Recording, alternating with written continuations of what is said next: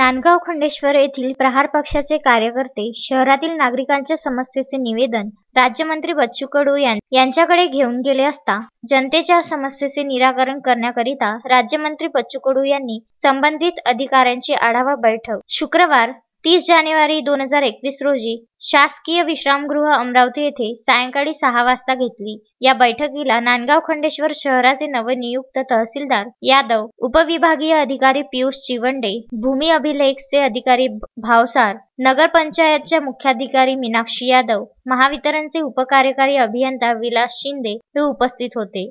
या बैठकीमध्ये शहीद पंजाब उईके यांचे स्मारक नमुना 8A, नांदगाव खंडेश्वर शहरातील पाण्याची समस्या, रस्ते, नाली व पथदिवे समस्या, प्रभाग क्रमांक 3, 4, 5 मध्ये तसेच इंदिरा आवास व दत्त टेकडी येथे कायमस्वरूपी सार्वजनिक नळ जोडणी करणे इत्यादी विषयांवर चर्चा करण्यात आली। राज्यमंत्री बच्चू कडू यांनी शहिदांच्या नावे मंजूर असलेल्या वाचनालय व व्यायामशाळेच्या जागेची मोजणी तात्काळ करण्याचे आदेश भूमी अभिलेखला व जागेचा प्रस्ताव जिल्हाधिकारी यांच्याकडे पाठवण्याचे तसेच नागरिकांच्या मागणीनुसार कायमस्वरूपी सार्वजनिक नळ जोडणी करण्याचे, अपंगांना निधी वाटप करण्याचे आदेश नगरपंचायतला दिले। बरेच दिवसापासून जनतेने 8A ची मागणी केलेली आहे। त्याचे प्रस्ताव तयार करून त्यावर योग्य तो निर्णय घेण्याचे आदेश संबंधित अधिकाऱ्यांना व अनेक महिन्यापासून पारधीबेडा व सातरगाव रोडवरील पथदिवे बंद असून ते सुरू करण्याचा महावितरणाचा खर्च 12,000 रुपये होता,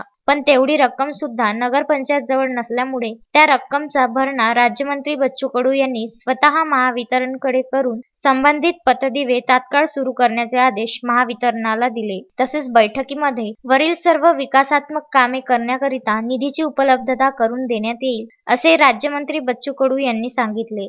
यावेळी प्रहारचे दिनेश शेडके, आशिष खंडार, मंगेश देवळे, सुनील सूर्यवंशी, वैभव कोंडवते, राऊत, शिवा, मयूर नागपुरे, भूषण भोयर, रुपेश भोयर, अजय पेंदाम, सचिन खंडार, रवींद्र भेंडे आदी उपस्थित होते। उत्तम ब्राह्मणवाडेसह सागर सव्वालाखे, विदर्भ न्यूज, नांदगाव खंडेश्वर।